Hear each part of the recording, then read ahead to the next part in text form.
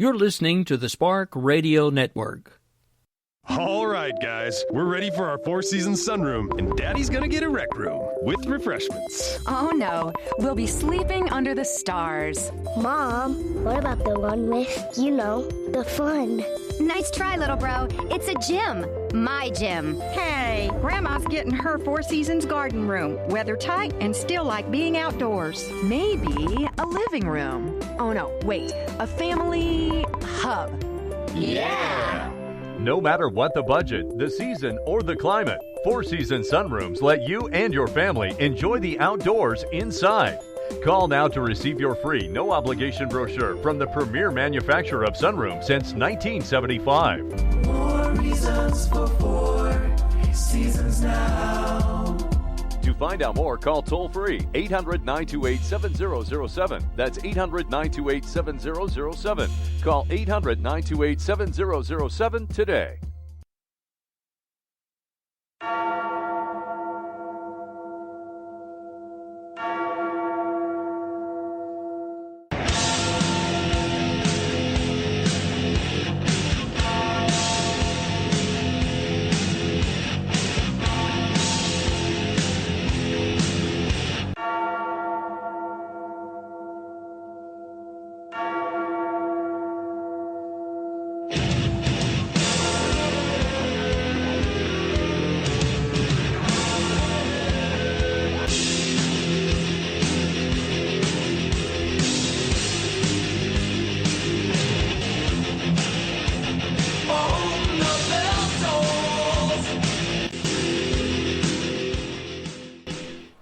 And happy Thursday. This is Lou Bell, and this is For Whom the Bell Tolls, or so they say. And tonight, I believe that the bell is tolling for Dr. Arrington, among other people. How are you, Dr. A? Okay, I'm back off of mute. You were handling me earlier, and now I guess I can talk, so I'm off mute. I'm happy to be here, Lou Bell. It is my job to handle you. That is what I do. Wait a minute. I don't want to call you Lou Bell. Your name is Wench. Yeah, you can call me either. You can call me either, but not too many people get away with it. Tonight? I've got like some important people coming on and talk about serious national security issues, because I think that's what the people want to hear. I don't even have any idea who you're going to have talking tonight. We definitely do. So let's just talk about what we have going on tonight. I would welcome everybody to K98 Talk and the Spark Radio Network. We're so glad to have you, and we've got some really cool things coming up tonight. Ghost Sec is going to come on, and we're going to have a comedian on. Come on and tell us about the Op Beast campaign that they're running that is a little bit different for them. And I found myself fascinated by it because it is different. And it's actually an Op Beast, which is an anti-bestiality operation that they've been running for quite a while, but they have a campaign going on right now to actually get laws changed, which is not their usual area of work, but it's fascinating. We're going to go through a little bit of the non-comment on the State of the Union address regarding ISIS, which is a fascinating thing. I think the lack of comment was a lot more fascinating than any comment that was made. And then we're going to talk about the Iranian abduction and I'm going to call it an abduction because I believe that it is. But the Iranian abduction of the U.S. sailors and to the two patrol boats, and what just doesn't really ring true. And I know that, Dr. A, you have some great information on that, and you have a great background to talk about it. And we're going to talk a little bit about SEER training and what you could tell yourself from the interviews, the kind of capitulation interviews that they always do with any kind of POW or anything like that. So you're going to see, when you say the acronym SEER, it sends a chill up my spine, as it does to every individual in the United States Navy who's been through SEER school, SEER training. Right. And that's what it's designed to do. Just that much fun, isn't it? No, it was not fun.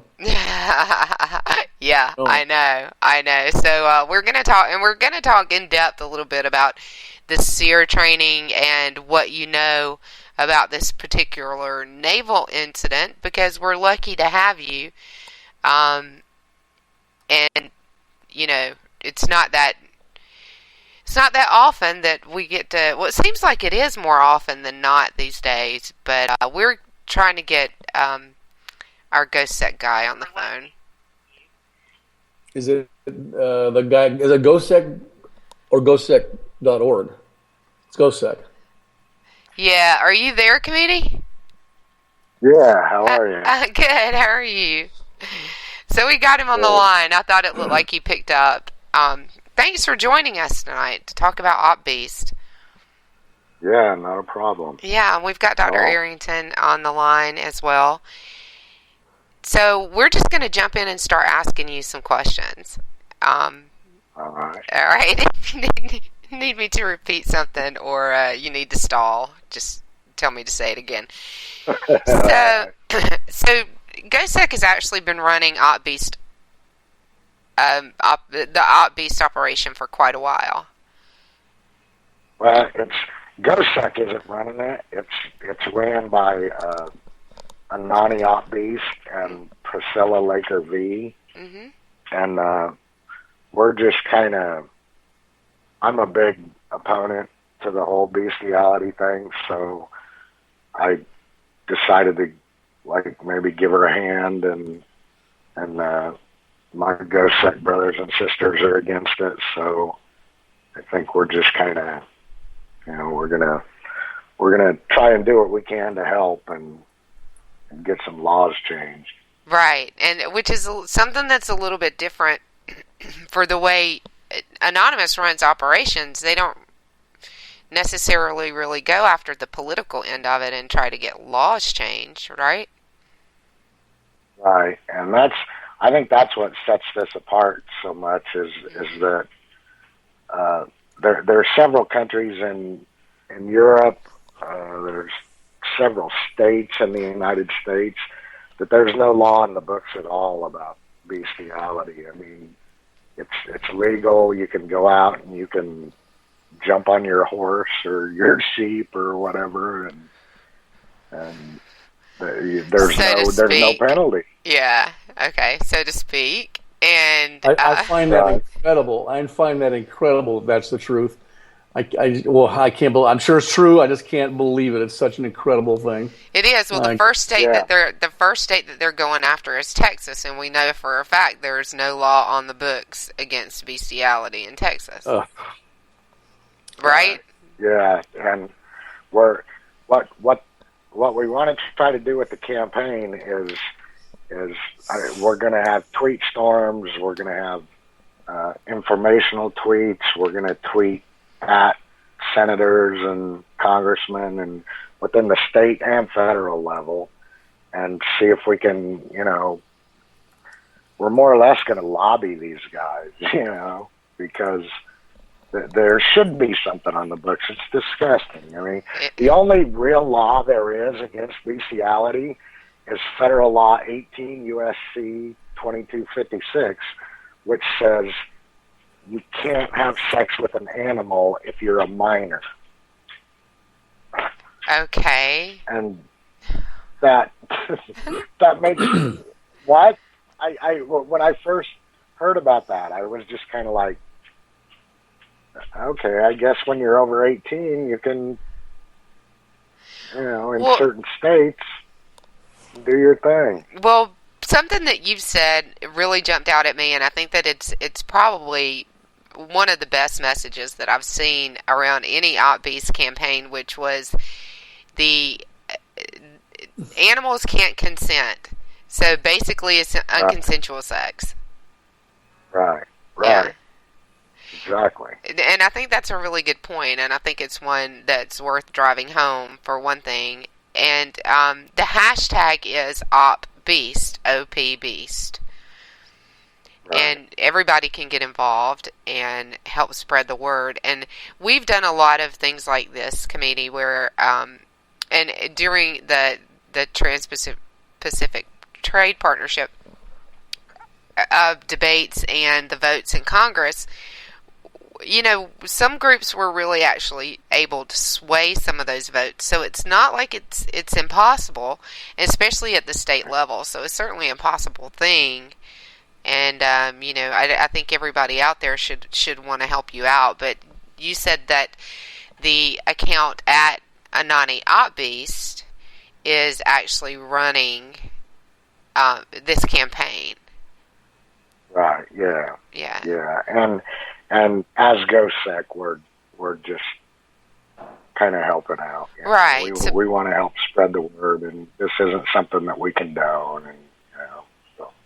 Right. Exactly. And you guys have been involved in other Op Beast operations as well. You've done other things with Op Beast, right? Right. And we've jumped around. Some of us have done a little work with like Op Sea World and Op Fun Kill, and we're all animal lovers, so we're trying to do our part, But another interesting thing about the hashtag is we are going to start using the hashtag one state at a time, and we're gonna go completely balls to the wall on every state that has this legalized in it until we can see some kind of change. Do you know how many states it is? There's 8. 8 total. states that it's not legal. It's just not criminalized. Right. Yeah. And what's another interesting fact about this is it's all the states that are against same-sex marriage too. Which is really odd.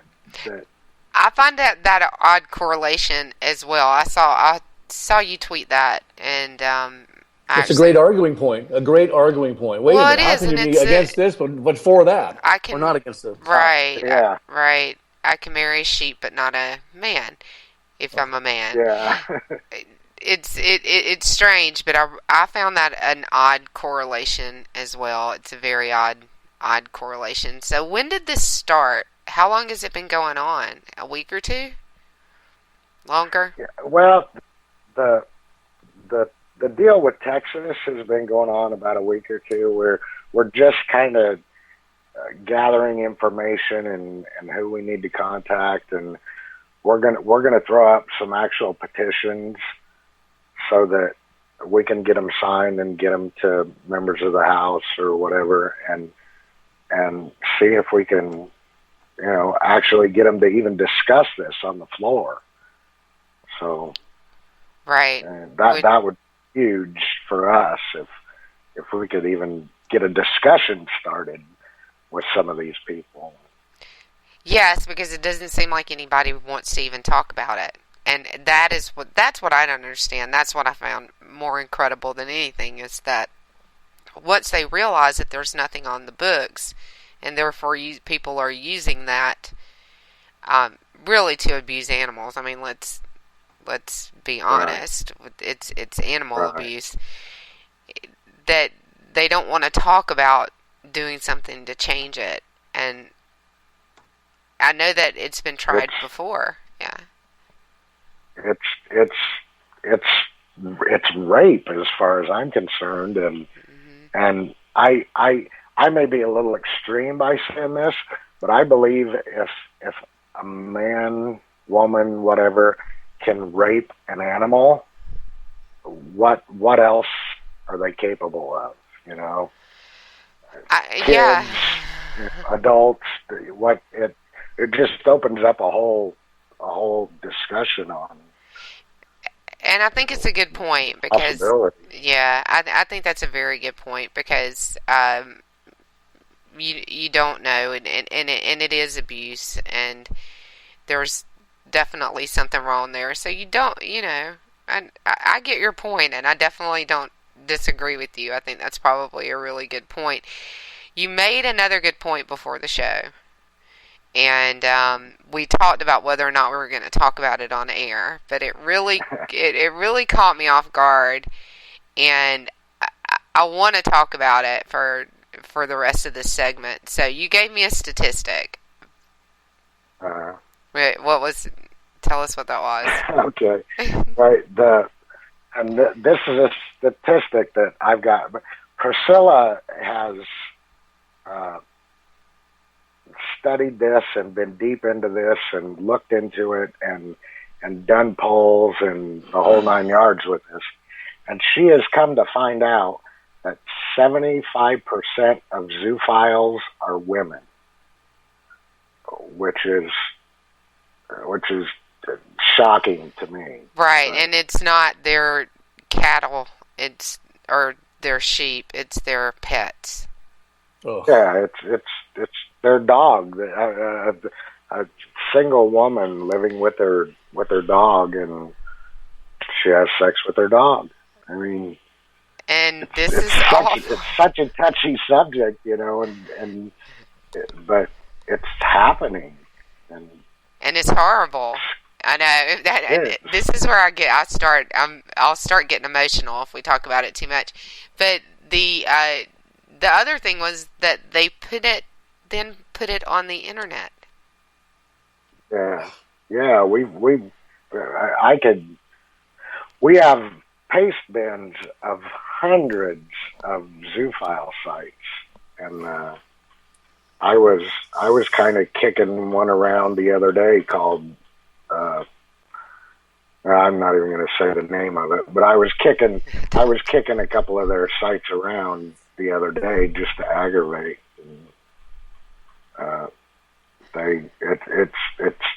It's 9 times out of 10 what you see on these sites are women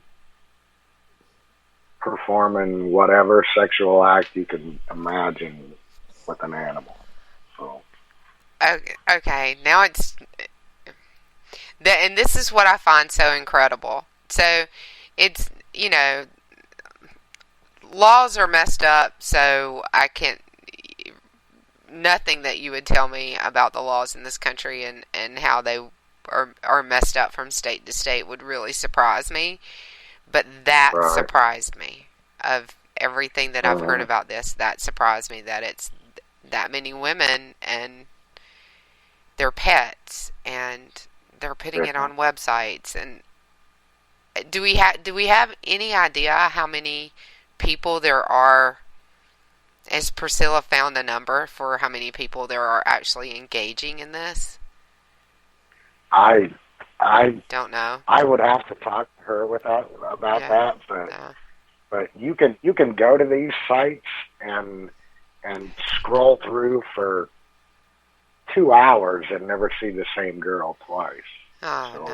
Yeah, and you can go to those sites because that's what you do. I'll pass. Yeah. I certainly don't recommend it. No. Okay, so what else do you want to tell us in the next minute and a half or so about what you guys are going to be doing and how we can find you and how people can get involved? I mean, obviously if they see you engaging their state legislature, they can pick up the phone and make a phone call. Exactly. And like I said, we're going to work on Texas right now. Mm-hmm. So anybody out there from Texas, follow us, help us out, call your congressmen, call your senators, and tell them that you're not going to stand for this in your state. Right. Find out Texas if you're one is supposed to be a great state, and they're lax on this law, which I think is pretty disgusting. Right, and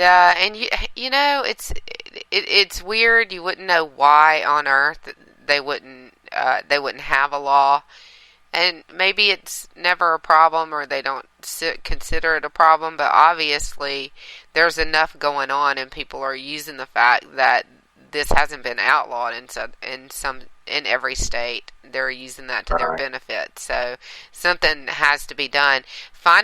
People can also find out if they're one of the 8. Just go ahead and start blowing up those phones at the Capitol. Yeah. Yeah. That's not going to hurt. Yeah. And we'll be tweeting out all the states here within the next couple of days. But like I said, we're trying to do the one state at a time thing, So so we can concentrate solely on that and not be spread out throughout these 8 states trying to, coordinate too much at once, I guess. Right. I think one at a time is a great approach. I think you'll probably get way more out of it that way if you just hammer one at a time and get the laws changed. I do think, though, that we should, on some level, we should be happy that there's only 8 states that are stupid enough to have not outlawed this yet. So. Yeah, and there's been a few states within the last few years that have changed the laws. Alabama's one, as a matter of fact. They outlawed it a couple years ago. So that's good. I mean, it's there. They just need to. I would think it would be a pretty unanimous vote to outlaw bestiality. Yes, if you can get it to the floor. Yeah, and it could be passed pretty quickly through, because nobody's going to want to talk about it. They're going to want to, let's get this passed and get it out of here. Exactly. Let's just not have a hearing on it. Yeah, exactly. All right. Well, we're going to go into a break, but we appreciate you coming on and letting us know about this. And give us the hashtag and the Twitter address for the op again. Absolutely. It's at Anani Op Beast, or you can follow at Priscilla Laker V. So like the Lakers, but with the V on the end.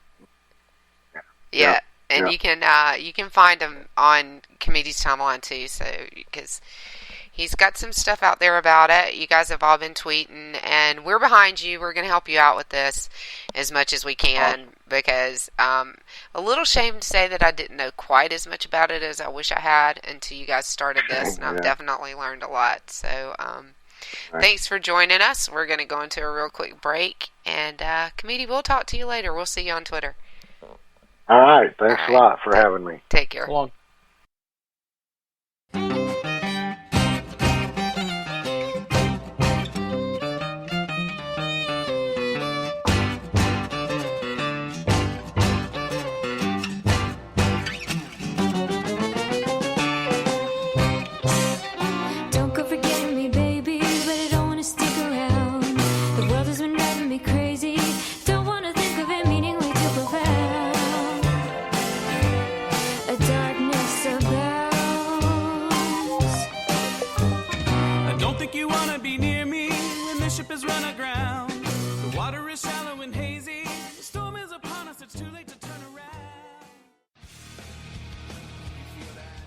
This is JD. And this is Stacy. Join us Tuesday nights, 10 p.m. Eastern, for Game On. Remember, lock up the children and the old folks. Game On, the home of Liberservative Conservative. Where no one is safe, and no one is spared, not even the hosts. Oh, that was supposed to be a spin cycle. I'm sorry. Yeah, that's okay. We love you anyway. Right round, baby. Self-monitoring right Ebola radio strikes again. Anyway. Anybody see the host monkey? Where's the host monkey? Where's the host monkey? For God's sake, I need an antidote. Just do your rant. Let's pop out of the segment. Find us on Twitter at JD and Stacy. You're listening to K98Talk.com. I've seen this happen before. And there's a full moon out tonight. I'm a fool, but you can't fool me twice. Deception just like a disguise.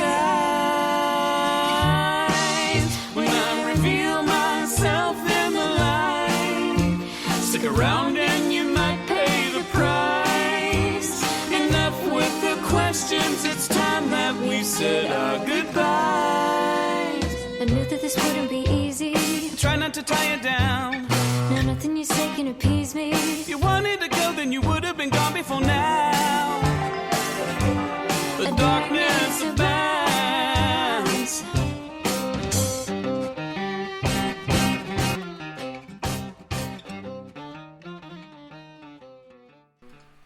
Okay, I love my new bumpers. I'm going to give a shout out to Tennessee Jed. That is Darkness Abounds. That is a fabulous song. It's probably my favorite on his new CD, and it is available on iTunes now. Tennessee Jed. Are you still with me, Doc? I'm here.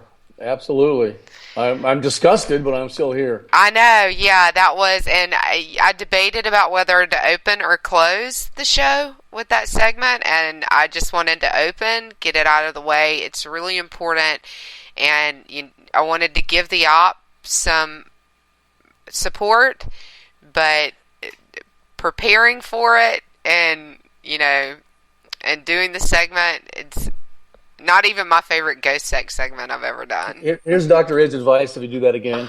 Do it at the end of the show and release me from my commitment to be on the radio with you so I can not have to hear this. I can't believe that there are people that do that. I remember when I was becoming a federal agent, we had to watch pedophilia and look at pedophilia. And I remember they said you have to be exposed to it to some degree. And then all the women walked out. They flipped one page, they left. It was just disgusting.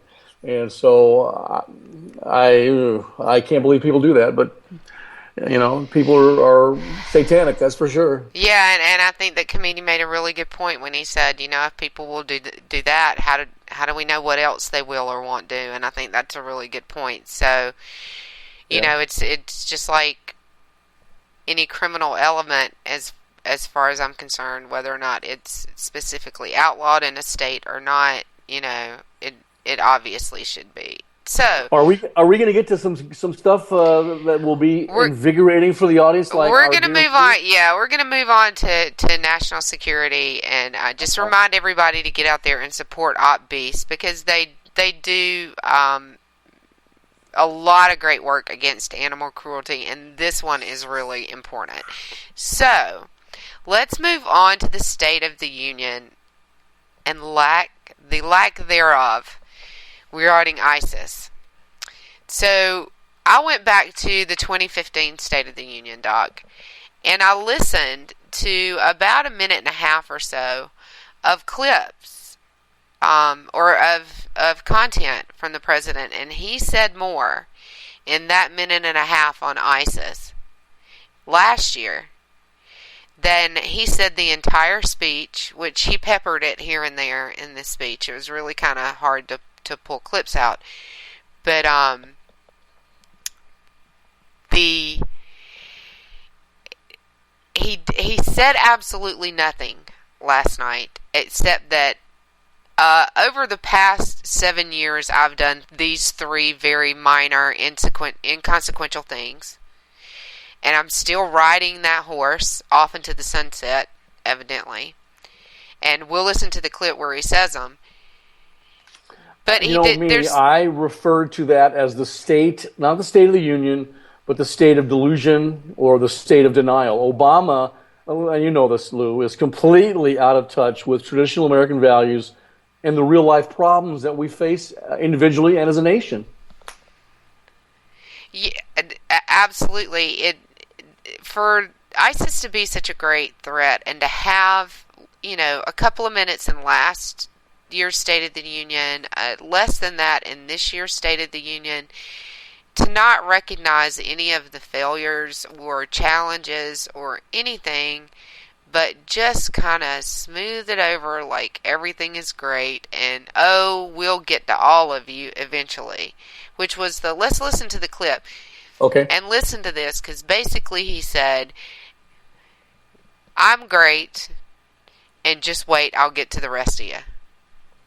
This is what he took about a minute to say. But the American people should know that with or without congressional action, ISIL will learn the same lessons as terrorists before them. If you doubt America's commitment, or mine, to see that justice is done, just ask Osama bin Laden.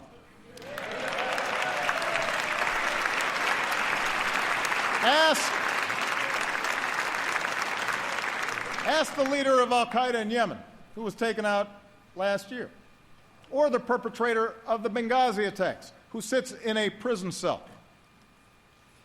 When you come after Americans, we go after you. And it may take time, but we have long memories, and our reach has no limits.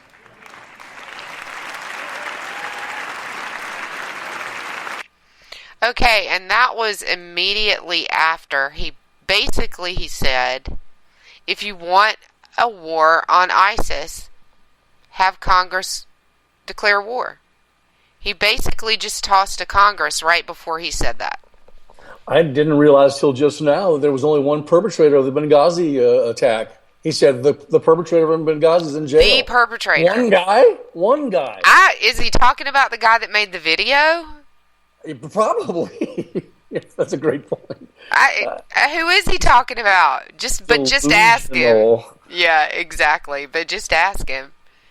We got real problems. National security, which is your bailiwick and mine as well, but the economy, our military, immigration, unfettered immigration, global warming is not one of those. Oh, that's what he wanted to talk about, though. That's what all the clips were about today, too. It was hard to find a national security clip because he spent so little time talking about it. Now, can I blame him? I mean, our final segment, our last segment is going to be about why. I can't really blame him for not wanting to talk about national security because at the time he was giving the speech, we had sailors sitting in, wherever, some cell in Iran. If I was one of his advisors, I would tell him this. Mr. Obama, just one time, please stand up with some guts and protect this country. Act like an American, you knucklehead. That's why you would never be his advisor. He needs to hear that. Is there any way that Rick Robinson can make sure he hears that segment? I'm sure he doesn't watch Fox News. He's not listening to K98 Talk. Oh, well. That's pretty much a guarantee. But I think that the fact that he said so little about it, and what he did say about it, was to claim failures as victories. Yeah, exactly. The nerve of bringing up Benghazi at all, I think that took a lot of nerve. Well, he knows there's 47% of the people that believe anything that spouts out of his mouth or Hillary's mouth. And we talked about this offline. Here's a drinking word, folks, from Dr. A. They are mind raped. They desperately want to believe anything that comes out of the mouth of these lefty leaders. And nothing can be further from the truth. Problem is, you got a bunch of people on the right, these rhinos, that they are the same way. They just want to build up government in their mold, their model, not in the leftist model. And those people have to go too, just as much as the people on the left have to go. The ones that are more dangerous are the ones on the left, obviously. But it just unnerves me to no end to listen to the things that come out of their mouths and realize, Lou, that there are people out there that are so stupid that they believe what they're being told by these demagogues. There are actually a lot of people that believe them, unfortunately. Unfortunately, you're right. Exactly. So we want our last segment to be nice and long because we've got a lot to talk about with the sailors, and there was changing news today, and for some reason the Iranians feel it necessary to continue to scold us on the matter and make crazy comments, and there's just really a lot to talk about. So we're going to take another quick break. We're going to come back and make the last segment a long segment. We'll be right back. Or I think we'll be right back. There we are. We'll be right back.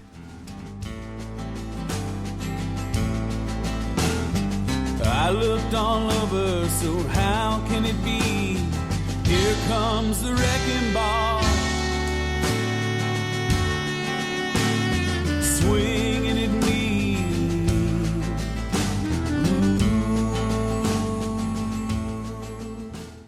K98 Talk is continuing to expand its lineup. This means we are expanding our advertising base. Whether you're a startup trying to push through to the next level or an established business trying to supplement your advertising budget, web-based advertising is a solid investment. Thanks to Talk's newest partnership with TuneIn Radio and instant access to our sister station, K98 FM, We give you worldwide access at a reasonable cost. Interested parties should email us at advertise@k98talk.org. They know I mean well and smiling as hell if they try. They open their mouths, only hatred spews out with their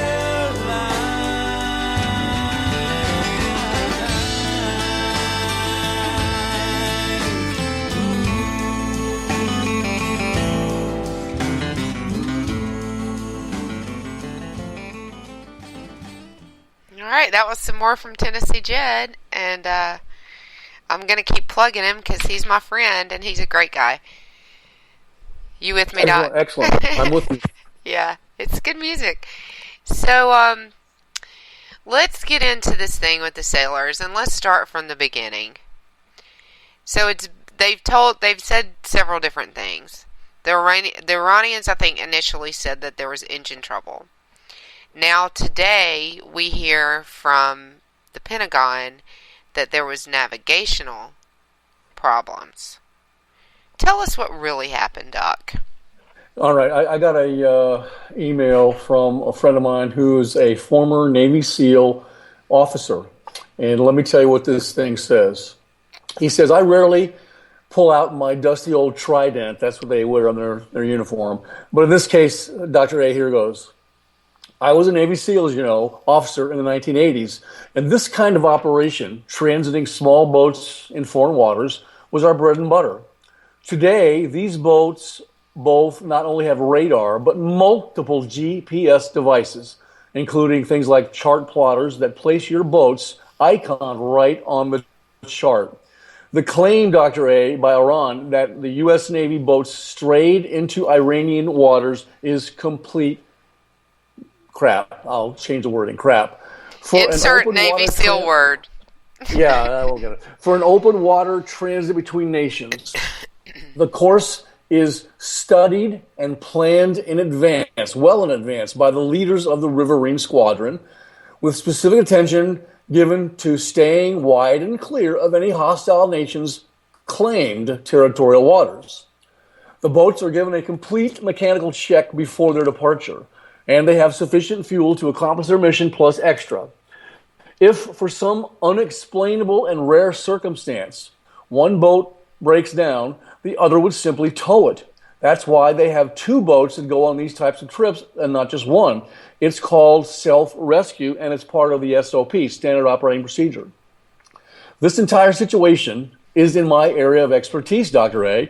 I can state with complete confidence that both Iran and our own State Department are lying to the American people.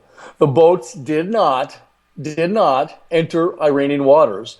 They were overtaken in international waters by several Iranian patrol boats that were so superior in both speed and firepower that it became a hands-up, don't-shoot situation with automatic weapons, cannons, the 40 millimeters and the 76 millimeter range pointed at them point blank. Surrender, hands up, or be blown out of the water. I assume that the Iranians had an English speaker on a loudspeaker to make this demand. This takedown was no accident or coincidence, Dr. Arrington. It was a planned slap across America's face for Barack Obama and the Congress. Just watch. The released sailors will be ordered not to say a word about the incident, and the Iranians will have taken every GPS device, chart plotter, etc. off of the boats, so they will not be able to prove where they were and when they were taken. The strayed into Iranian waters story being put out by Iran and our groveling and appeasing State Department is utter and complete BS from one end to the other, Lou. That's the end.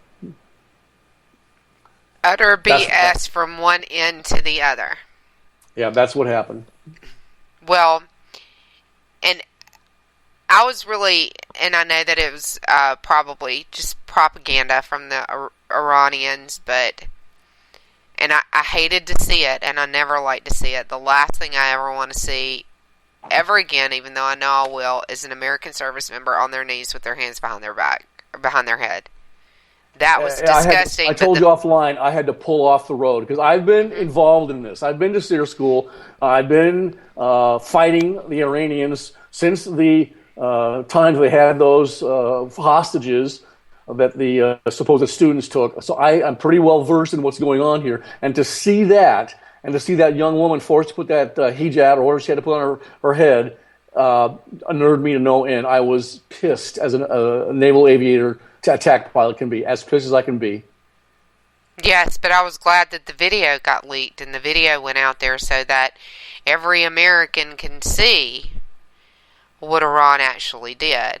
Because the news reports and the way that the administration talks about it, it sounds like, well, they kind of towed us in because we were having engine trouble and then sent us home. That's not what happened. They took those boats by force. Absolutely. And it's clear in the video.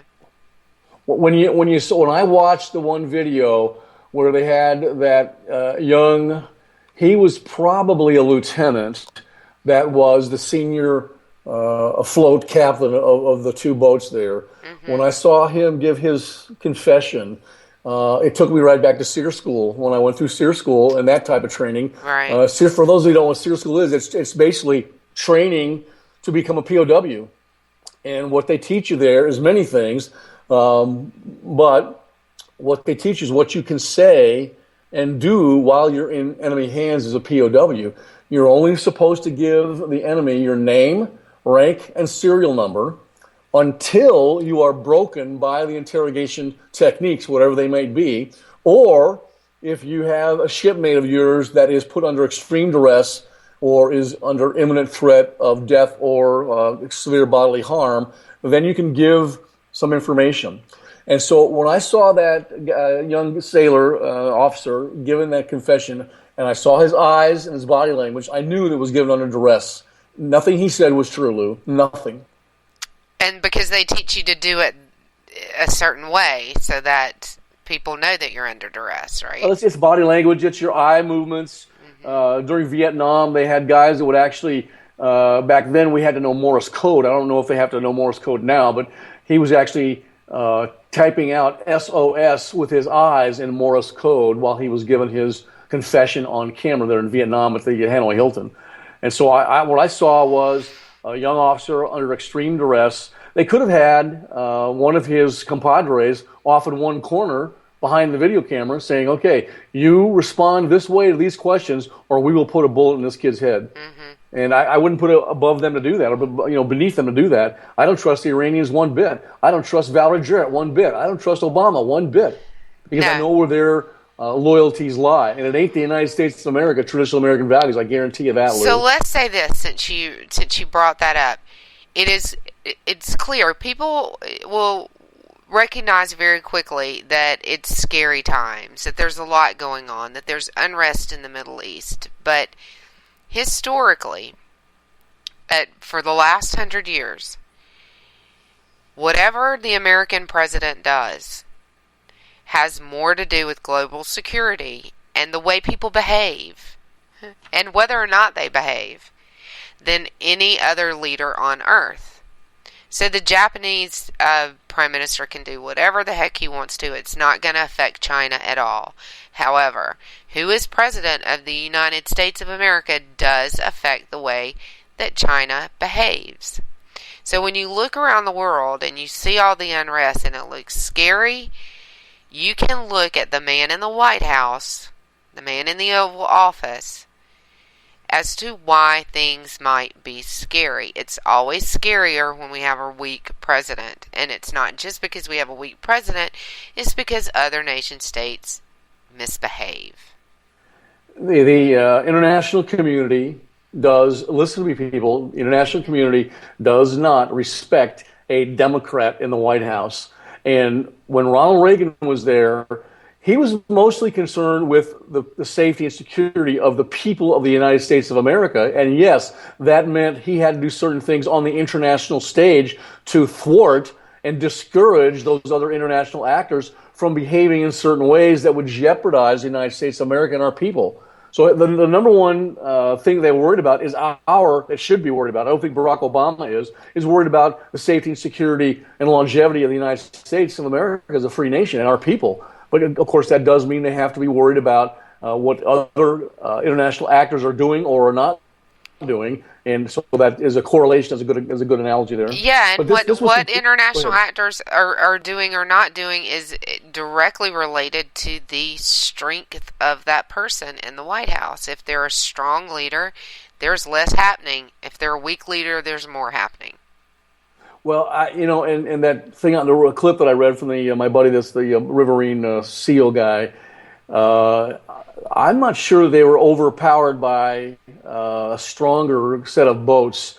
What I think happened was they were constricted by Mr. Obama's rules of engagement that basically said, you ain't doing nothing. You ain't firing. You're not doing a thing. That's right. Let them take you. Now, let's talk about that for a second, because we've talked about the rules of engagement. And we're going to get to measures short of war in just a second, but we've got time. So we've talked a lot about the rules of engagement being dangerous for the men that are over there and being set up so that they would never win a war. It's basically Vietnam 2.0. Correct. Yes. So what happens to any service member who breaks those rules of engagement? I know what the answer is because it happened not too long ago. Yeah, he spends a lot of time in Fort Leavenworth, Kansas. Exactly. So he's disciplined, he's court-martialed, he's put in the brig. Right. Any of those things that could happen, there's real legal consequences for a service member that breaks the rules of engagement. Exactly, but if you have rules of engagement that are ridiculous, like we have right now, I think the guy that imposes those rules of engagement on you should be in prison, and that would be Mr. Obama. Well, and I think that's the Pentagon. Right, I think that's correct too, but that's not what they did to the guy in Afghanistan, because speaking of Fort Leavenworth, I believe that's where he is. That's exactly where he is. Yeah, exactly. So they don't really have a choice. So think about that in context. Let's put those two things together. It doesn't make sense that they were off course. It doesn't make sense that they would surrender so easily, except for the fact that they've been given these rules of engagement that they can't engage the enemy, even when they come into international waters and try to take your boat. And let's not forget that we might have gotten the sailors back, and God bless them, glad we did, but Iran still got the boats and the tech. I told you earlier that they were seized in international waters when did it happen? Right there before the state of delusion, the state of denial that Obama gave in the joint session of Congress. They did this to embarrass Obama and America and the Congress. They're sending a signal to the Congress saying, you better not screw with that $150 billion that we're going to get because of the Iran nuclear deal. You better not do that. You know what, Lou? This is a perfect example of why the left should never, ever be in charge of anything, especially the military. This, I promise you, if we had a President Cruz or President Trump, they'd give them, or President Arrington, I would give them 10 minutes. You got 10 minutes to release those sailors, or I'm going to come in with my bombers and I'm going to start leveling government buildings and ships in Tehran and in the waters off of Iran. And oil wells. When you have a weak, go ahead. And oil wells. I'm going to take out every well you have.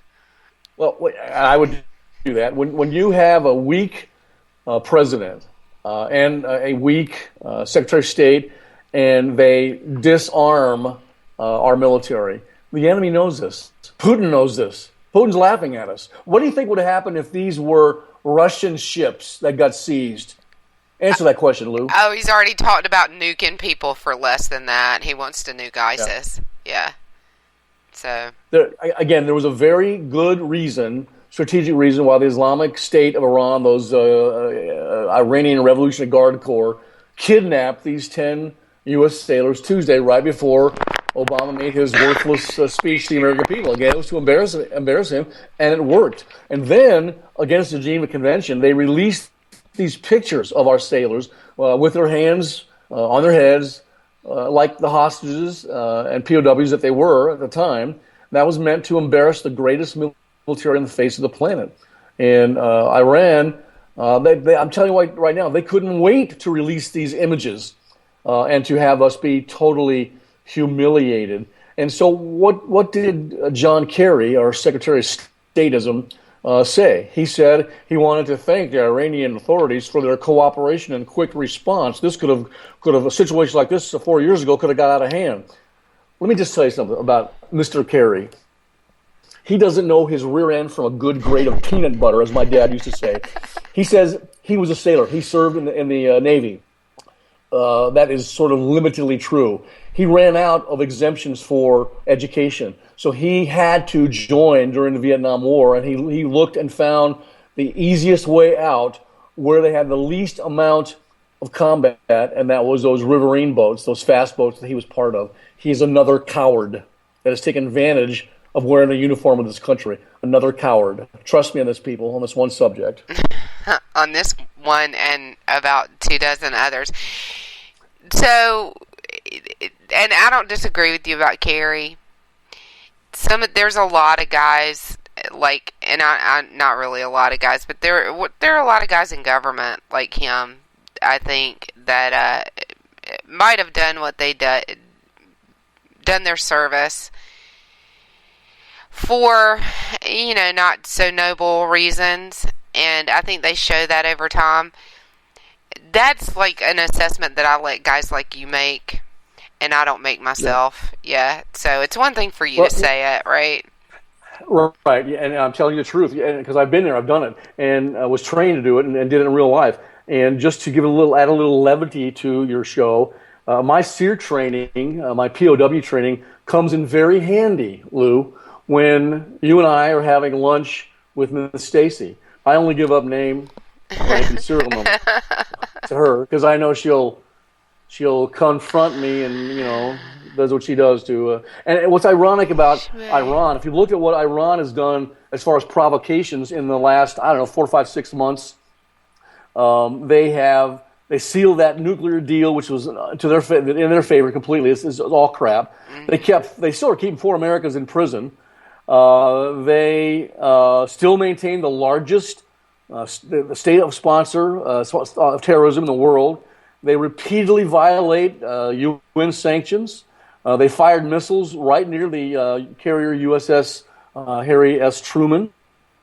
And then they took these 10 sailors captive to embarrass the United States. So Iran is not our friend.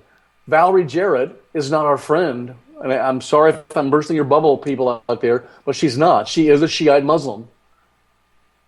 Now, that brings me to what I have been chomping at the bit to talk about, and brought up a little bit Tuesday night in our post-SOTU panel, and it's really killing me that I haven't gotten a chance to really talk about this, because we're going to dive into it a little bit deep. So there are a lot of ways to antagonize and to saber rattle and to compete with your adversaries on the international stage without an actual declaration or an actual act of war, or something that's really considered an act of war. Now, you can always debate, and there's always debate over what is an actual act of war and what is not an act of war, and it's been that way since time began. But if it's not a real act of war, or if there's some debate about it, it's typically called a measure short of war. But what is important to understand is that a measure short of war is an antagonistic act nonetheless. That's correct. That's correct. And it's meant to antagonize. I believe, because of some of their recent actions, I believe that Iran is actually trying to get us to escalate, or trying to gin up some discourse for the fact that the American government hasn't escalated their campaign against ISIS and their involvement in the Middle East. I think that Iran would love nothing more than to see us completely entangled in what's going on in the Middle East right now, and I think that's why the missiles across the bow, basically, of the Truman, and that's why they picked up these sailors on a bogus "you drifted into our waters" allegation. These are the types of measures short of war that we've seen throughout history. They happened over and over and over again during the Vietnamese War, the war in Vietnam. And how you respond to them is critical. And to capitulate, to apologize, and then to allow today Iran to talk about how our sailors were going to be scolded over what they did wrong with no response whatsoever is basically, well, I guess Committee already said balls on the air one time tonight. We handed them our balls on a silver platter. Well, we didn't. Barack Obama and he did, exactly. And so did Mrs. Clinton and Michelle. For us, but our collective kahunas were handed to Iran on a silver platter. There's still about 47% of the people in this country that's not true for, that we are still true conservative American patriots. We believe in the Constitution, and we believe in traditional American principles and values. And the mix of people that are that way versus people that used to, back when the country was created, that sided with the king, is pretty much about the same. Maybe 40-40 back then, and 20 that didn't really care about anything. So the country's been this way from the beginning. The Founding Fathers knew that, and that's why they created the type of power structure that they invented with the Constitution and the executive branch, the presidency, which was an invention that they created.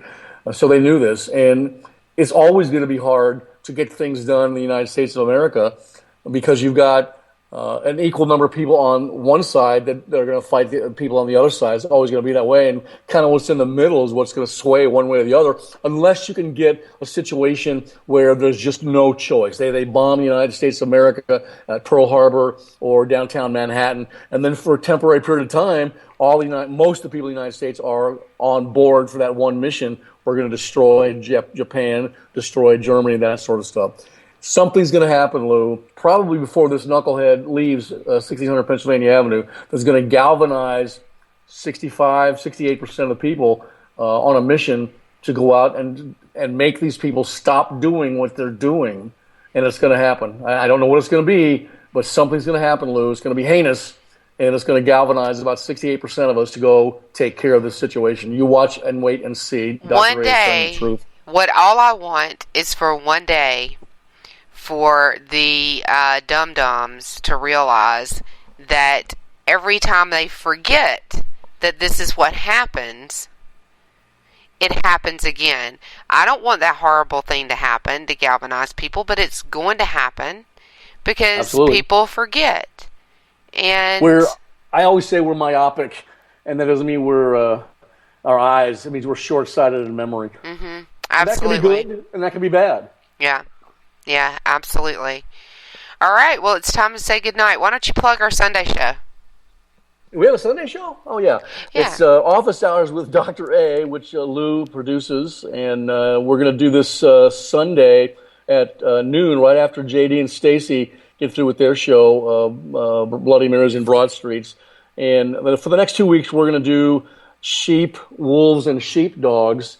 It's a 2-part series, and we're going to get through that and make sure the audio is really good because people need to hear this because I tell you what, the sheepdogs are now we're in more dire necessity of having them save this country than ever before. And I'm sure Ron in the romper room and Tina and her husband Slick are concurring with this assessment. Yes, absolutely. They are our sheepdogs. We are so glad you joined us this Thursday. We'll be back here Thursday night as well at 8 p.m., and Dr. A, you'll be with me next week as well, right? All right, we'll see you then. All right, have a good night, everyone. Good night.